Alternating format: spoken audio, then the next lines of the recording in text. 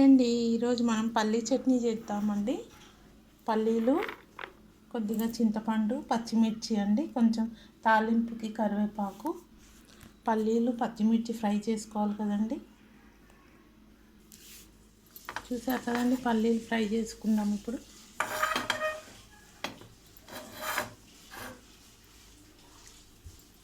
Light gold colour వచ్చే వరకు fry చేసుకుందాము. తర్వాత చూద్దాము ఫ్రై అయ్యాక.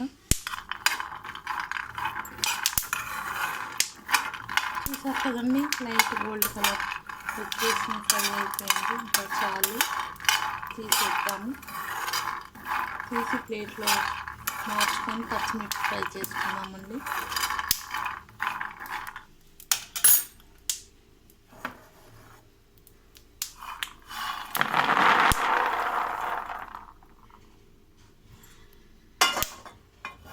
ఇప్పుడు పచ్చిమిర్చి ఫ్రై చేసుకుందాము. ఒక 6 పచ్చిమిర్చి తీసుకుందామండి. ఇంకా 2 తీసుకుందాము, కడిగేసుకుందాము ఒకసారి. ఇంకా 2 తీసుకుందామండి.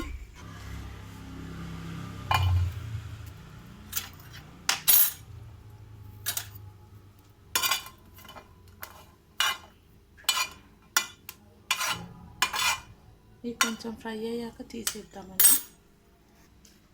ఇప్పుడు తాలింపు చేసేసుకుందామండి. అప్పటి వరకు చల్లగా అవుతుంది ఆ పల్లీలు. మనం తాలింపు చేసి రెడీగా పెట్టేసుకుంటే మనం మిక్సీ పట్టేసి ఈ తాలింపు అందులో వేసుకోవచ్చు. కొద్దిగా ఆయిల్ వేస్తున్నాను. 2 స్పూన్స్ ఆయిల్ వేసానండి. చూసారు కదా, కొంచెము ఆవాలు జీలకర్ర వేసుకుందాము. కొద్దిగా ఆవాలు వేసుకుందామండి. ఆయిల్ హీట్ అయిపోయింది. జీలకర్ర వేసుకుందాము. కొద్దిగా మినపప్పు అండి, కొద్దిగా పసుపు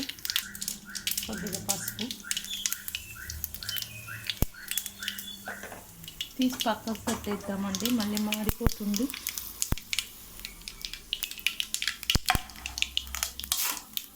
కరివేపాకు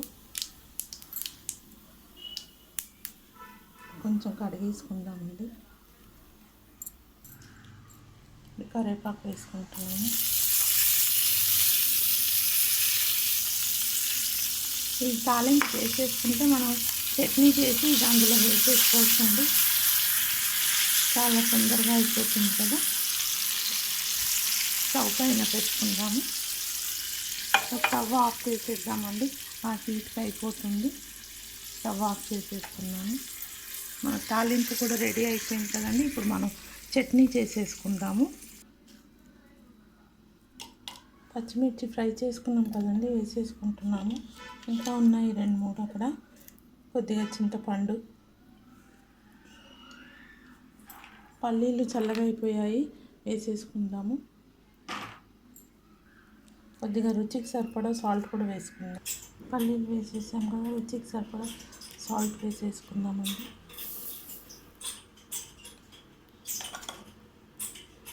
ఒక పేస్ట్ చేసేసుకుందాము.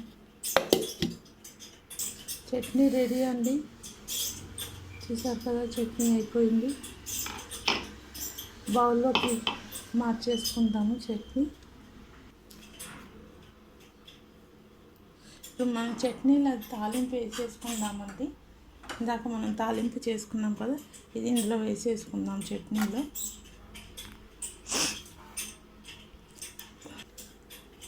తాలింపు వేసేసుకుందామండి చట్నీలో.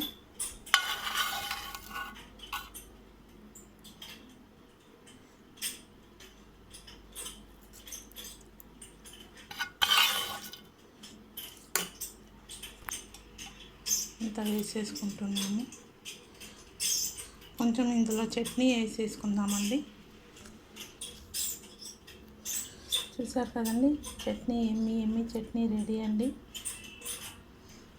పల్లీ చట్నీ రెడీ అండి. మీరు కూడా ఇలానే వెరైటీ డిషెస్ చేసి తిని ఎలా ఉందో కామెంట్స్లో చెప్పండి. Thank you.